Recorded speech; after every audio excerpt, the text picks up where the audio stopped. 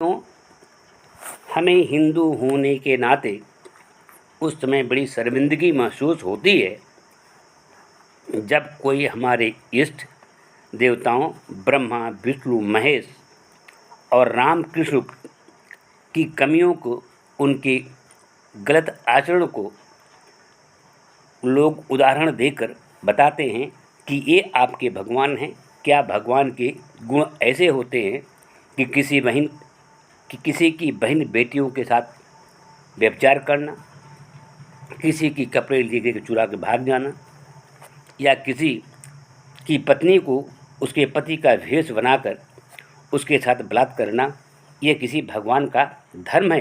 क्या यही आपका धर्म है? हमें बड़े अफसोस होता है। इसीलिए हम सब बार बार ये कहते हैं कि ऐसे कहानियों को, हमारे महापुरुषों के चरित्र को भ्रष्ट करने वाले किताबों का हमें परित्याग करना चाहिए। उसका पाठ नहीं करना चाहिए, बल्कि उसका परित्याग करना चाहिए।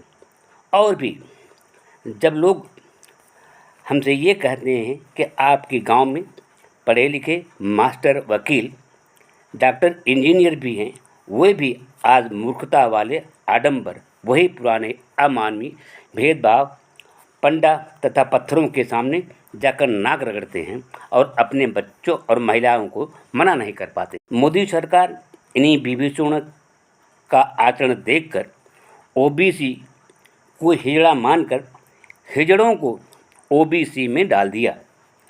हिंदू नाम तो मुगलों ने दिया है। मुगलों के आने के पहले हिंदुओं को किस नाम से पुकारा जाता था, कृपया आप बताइए, तो उस समय हमें चुप हो जाना पड़ता। आपके पूजा पाठ, श्रद्धा, विश्वास से किसी को कोई आपत्ति नहीं है, लेकिन उससे सबसे बड़ा खतरा तब हो जाता है जब लोग आपके इष्ट देवी देवताओं के पूजा स्थलों को, उनके मंदिरों को मुसलमानों और ईसाइयों को पैसा देकर भ्रष्ट कराते हैं और तथा उनके ग्रंथों को अपमानित करते हैं। अपमानित करने वाले श्लोकों का एग्जाम्पल देते हैं, तब आपके भावनाओं को चोट पहुंचती होगी।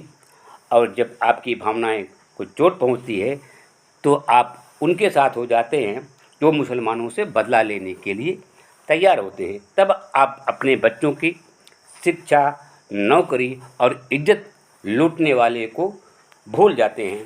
आप उन्हीं मनवादियों के साथ हो जाते हैं और आपके बच्चे फिर काशी, मथुरा और अयोध्या में मंदिर बनाने के लिए चले जाते हैं। उनको अपनी शिक्षा, नौकरी और इज्जत और मान मर्यादा का ध्यान नहीं।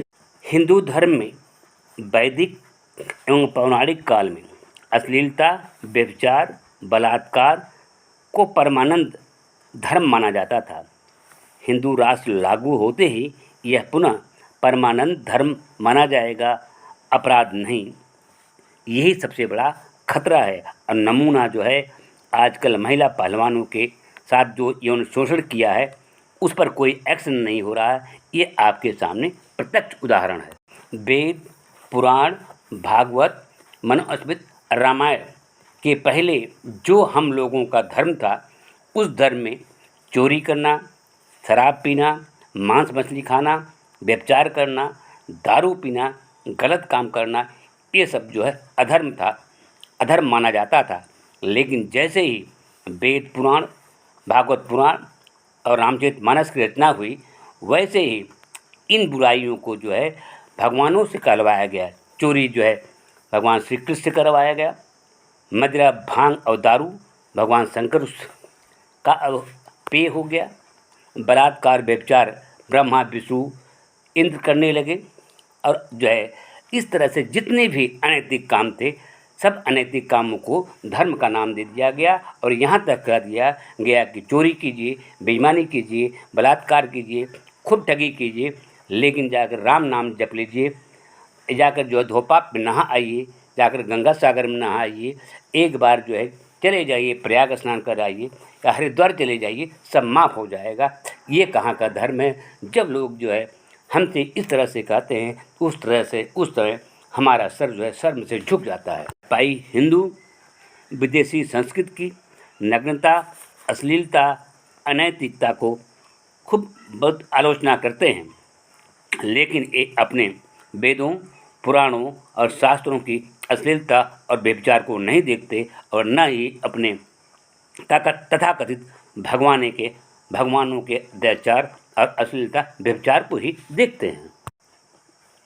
भाजपा के सवर्ण, मोदी और योगी ओबीसी एसटी के नेताओं को मंत्री बनाने की लालच देकर मंडल और आरक्षण के खिलाफ बयान दिलाते हैं, ताकि गाली वही सुने और यही आरएसएस ने मोदी को चढ़ाकर किया। सवर्णों का काम करें, लेकिन गाली मोदी सुने, एक बैकवर्ड ही सुने।